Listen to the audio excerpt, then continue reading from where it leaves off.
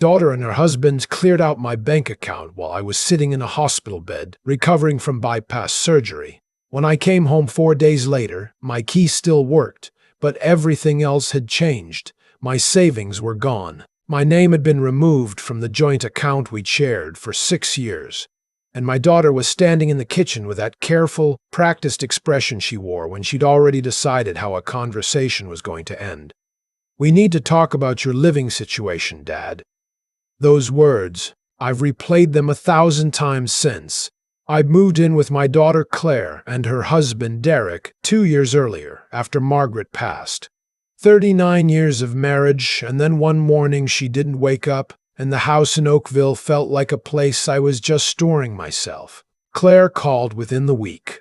"Dad, we have a spare room. You shouldn't be alone."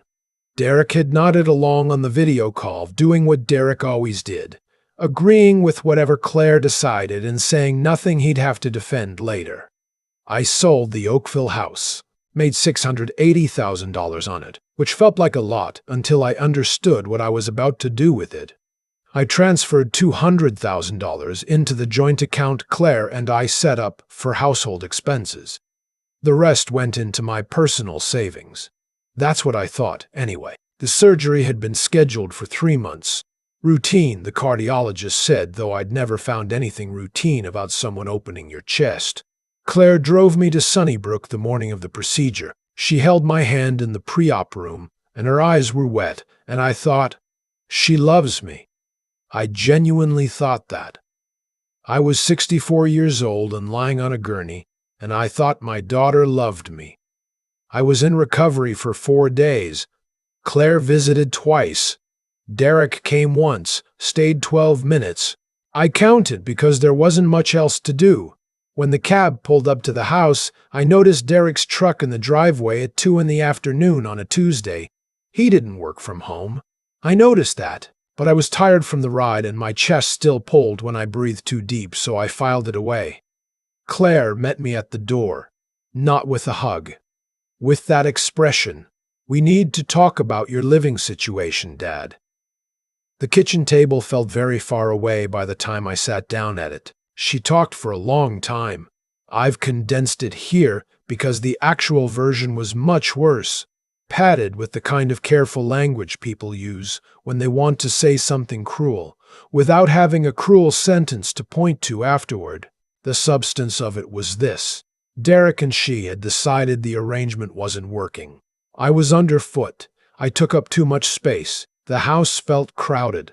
They wanted their privacy back. They'd found a place. A senior's residence in Mississauga, shared rooms, meals included, and they'd already put my name on a wait list. "We did the research," Claire said. "It's actually quite nice." Derek was leaning against the counter with his arms crossed. He had the decency to look at the floor. "The joint account," I said. Claire's expression shifted, just a degree, just enough. "We used it for the down payment on the addition, for the new master suite. We talked about this. We hadn't talked about this. We hadn't talked about this. That was $200,000. Dad, we talked about this. You agreed it would go toward the house. I want to be honest about the next few minutes because I think honesty matters here. I didn't yell. I didn't threaten. I didn't say the things that were rising in my chest alongside the dull surgical ache. I sat at the kitchen table and I felt something I can only describe as a dropping sensation, like the floor had gone 2 inches lower without the furniture noticing. 39 years of Margaret's voice telling me to think before I speak. I thought, "I'll need some time," I said. "Of course," Claire said, and she looked genuinely relieved, which told me everything. I went to my room, and I sat on the edge of the bed, and I looked at the wall. There was a photo of Margaret on the dresser that I brought from Oakville. She was laughing at something just off camera, squinting into summer light at a cottage we'd rented near Parry Sound the year before her diagnosis. I looked at her for a long time, then I checked my bank account on my phone. The joint account showed a balance of $214. The $200,000 had been moved out 11 days earlier, while I was still doing pre-op appointments and trying to remember which medications to stop taking before the procedure. The transfer description read, Inter-account transfer, home renovation. I sat with that for a while. Here's the thing about being 64 and having spent 40 years working as a licensed electrician in Ontario. You learn to solve problems before they become catastrophes. You learn to read a system before you touch it. You learn the difference between a situation that looks irreversible and a situation that actually is. I didn't look like someone with options.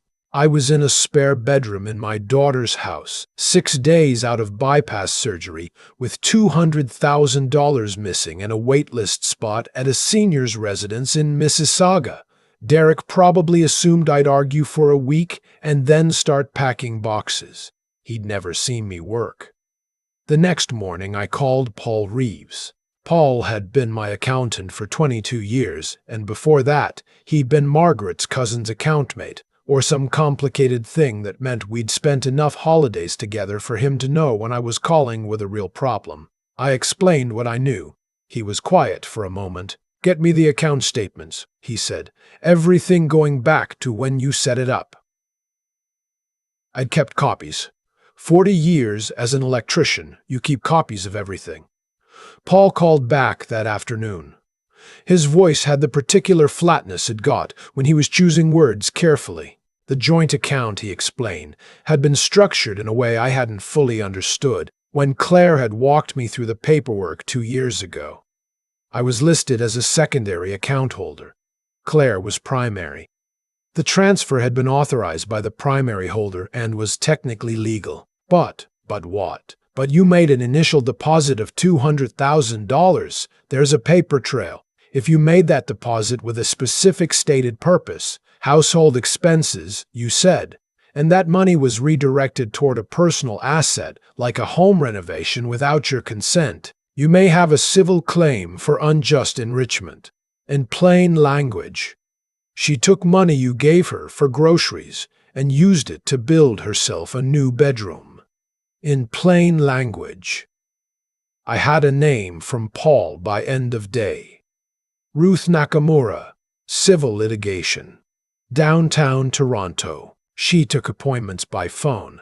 I called from my room with the door closed while Claire and Derek watched television down the hall. Ruth was exactly what I needed and nothing like I expected. Fast-talking, a little impatient, the kind of lawyer who cut you off mid-sentence, not because she wasn't listening but because she'd already heard enough. I gave her the account structure, the deposit amount, the transfer date, the renovation timeline. Did you ever sign anything consenting to money being used for structural renovations? No. Did you have any verbal agreement, any text message, any email? She says we talked about it. Does she have anything in writing? I don't know. That's fine. We'll find out. Can you document your original intent for the deposit?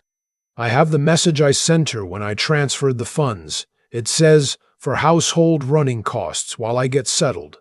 A pause. Keep that message, Ruth said. Don't delete anything. Don't discuss the account with your daughter. Can you get to my office Thursday morning? I told her I'd had surgery a week ago. I know a good coffee shop nearby, she said. I'll come to you. Ruth was at the kitchen table.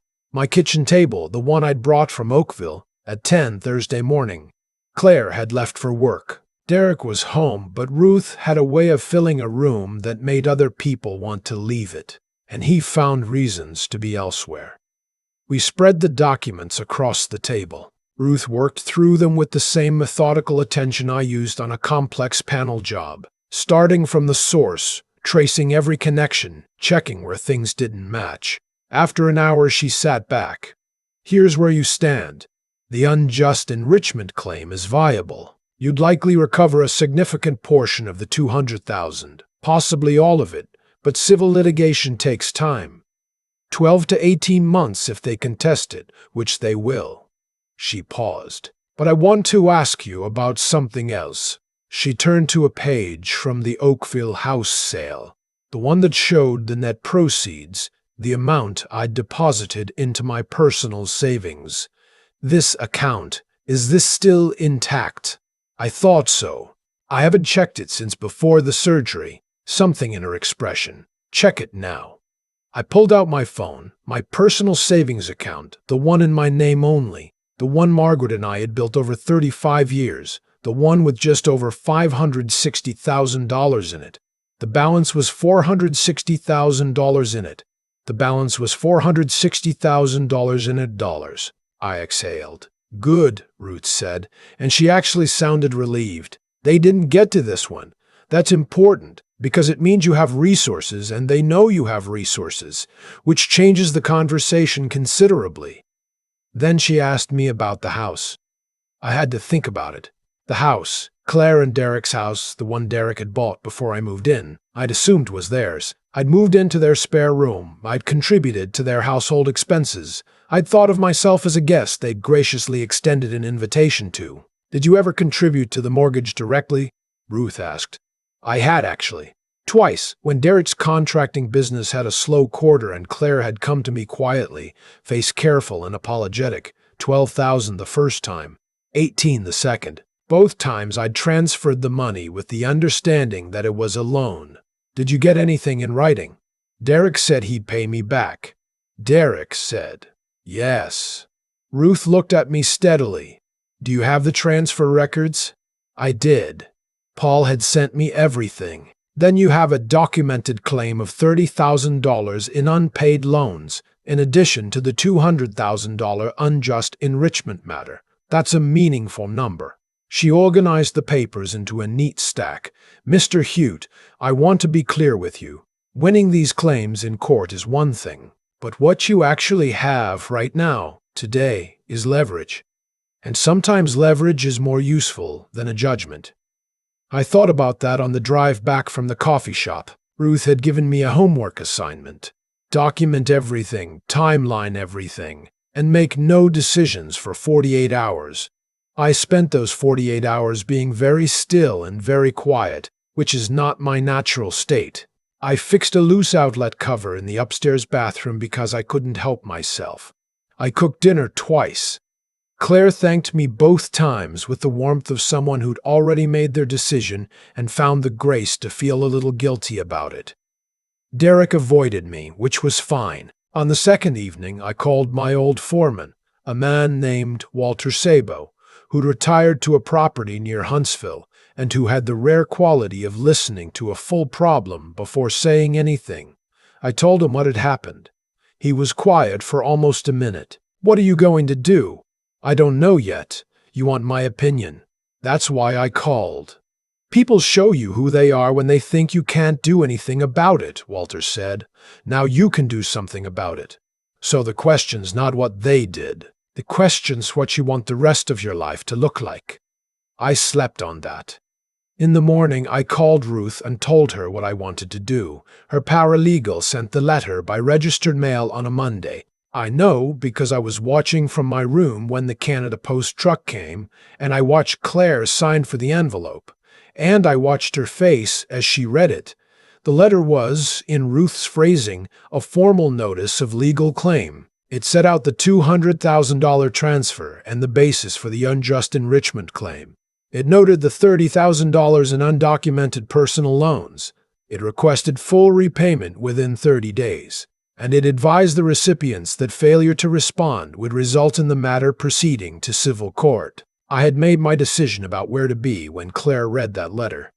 I was not in the house. I was in Huntsville. Walter had a spare room and a wood stove and a stubborn Jack Russell named Corporal who accepted me on the third day and ignored me on the fourth, which Walter said was high praise. I turned my phone off for the first 3 days. When I turned it back on, there were 22 missed calls from Claire, 11 from Derek, and 2 from a number I didn't recognize that turned out to be Derek's mother, who I had met exactly 3 times. I listened to the voicemails in order. The first few were controlled. Claire's voice, careful and measured, explaining that there had been a misunderstanding and she thought we should discuss it before involving lawyers, that she hadn't realized, that we hadn't been clear with each other, that she was sure we could work this out as a family. By the 4th message, the control had slipped. Dad, you can't just disappear. I've been calling Walter and he won't tell me where you are. This is not fair. We are your family. By the eighth message, she was crying. Real crying, not strategic crying. I've known my daughter for 40 years, and I know the difference. Dad, please just call me. I'm scared. I don't know where you are, and you just had surgery, and I need to know you're okay. Please. I sat with that one for a long time. It's a different thing, being a parent. You can be deeply wronged by someone and still feel the physical pull of their distress. It doesn't cancel out what they did, but it's real, and pretending it isn't doesn't serve anyone. I called Ruth instead of Claire. They've retained counsel, Ruth told me. Their lawyer called this morning. They're contesting the characterization of the $200,000 as a directed deposit. They'll argue it was a general contribution to household assets. What are our chances? Good. Your text message is quite clear, and the renovation permit timeline shows the project was already under discussion when you made the deposit, which a judge may find relevant. A pause. They also want to negotiate. What are they offering? Nothing yet. Their lawyer asked for a meeting. Set it up, I said, but I won't be coming back to that house. Ruth arranged a meeting at her office for the following Thursday. I drove down from Huntsville the morning of, stopping in Barrie for a coffee and sitting in the parking lot for a while watching trucks on the 400. Margaret had loved driving that highway in the fall. She said the colors lasted longer up north, which wasn't scientifically accurate, but felt true in the way a lot of things feel true without being provable. I was 10 minutes early. Claire and Derek were already there.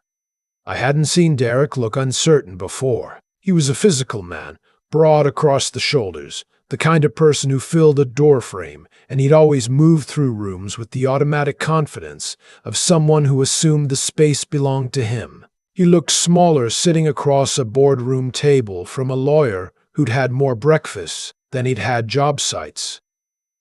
Claire looked like she hadn't slept. She probably hadn't. I sat down. I didn't say anything. Ruth had told me not to, and I'm good at following instructions from people who know more than I do about a given system. Their lawyer opened. A compact man who spoke with the careful efficiency of someone billing by the hour. His position was that the $200,000 had been contributed as a general household investment with the understanding that it would benefit all parties, including me as a resident of the home. That characterizing it as a directed deposit for specific expenses was a matter of interpretation, that his clients were prepared to discuss a goodwill resolution. Ruth let him finish. Then she placed my text message, printed, dated, clear as anything I'd ever written, in the center of the table. Transferring $200K now for household running costs while I get settled. Use as needed for groceries, utilities, repairs. Nothing major without checking with me first. Nothing major without checking with me first, Ruth said quietly. A $60,000 structural addition is major. The room was very quiet. Their lawyer conferred with Derek in a low voice for about 30 seconds. Then he asked for a brief recess. It took 2 more meetings and 6 weeks of back and forth that I mostly let Ruth handle. I was in Huntsville for most of it, learning, somewhat late in life, how to do basic woodworking from Walter, who had the patience of someone who'd spent 30 years supervising apprentices. Corporal eventually decided I was acceptable and started sleeping near my feet in the evenings, which I appreciated more than I'd expected. The settlement was $185,000. Not everything, but Ruth had told me to expect negotiation, and $185,000 paid back to my personal account was a recoverable loss. The $30,000 in loans was included. Derek's signature was on the settlement document in an oddly small hand for a large man. There was a clause in the settlement that required me to vacate the bedroom in Claire's house within 30 days of signing. I had already vacated, voluntarily, weeks before the papers were finalized, which meant that line read more like documentation than instruction. I found the apartment in April, a 2-bedroom in a low-rise near Aurelia, walking distance from Lake Caucaching, where I'd fished with my own father as a boy. The building was quiet and full of retired people who minded their own business and said good morning in the hall with the sincere brevity of people who meant it. The superintendent showed me the unit on a Tuesday and I signed the lease that afternoon. I bought a small table at a second-hand shop in town and put Margaret's photograph on it facing the window. The light came in well in the mornings. I got a message from Claire in June. Not a call, a message. She said she hoped I was settled. She said she was sorry for how things had happened. She said she thought we could start over if I wanted to. I read it twice. I didn't answer right away. I let a few days pass, not out of cruelty, but because I wanted to know what I actually thought before I said anything. What I actually thought was this: she is my daughter. She made a choice that she knew was wrong, and she made it anyway, and she made it while I was recovering from surgery in a hospital 4 subway stops away. And she is still my daughter. Those two things live in the same sentence, and there's no use pretending otherwise. I answered her message. I told her I was well. I told her I was in Aurelia. I said I wasn't ready for much, but I wasn't close to anything, and that seemed like the honest version of where I stood. She sent back a single word, okay. It wasn't reconciliation, it wasn't forgiveness. Not yet, maybe not for a long time, but it was a door left unlocked rather than changed. I'm not sure what happens next. I'm not sure it matters that I know. What I know is that I'm sitting at a window I chose, in a building I pay for with money no one redirected, watching light move across a lake I fished as a child. My coffee is getting cold because I keep pausing to watch a pair of loons that come around most mornings and have not yet learned to be unimpressive. I worked 40 years so that I could have a life I controlled. I forgot, for a while, to control it. I remember now. There's a moment, somewhere in the middle of all of it, that I keep coming back to.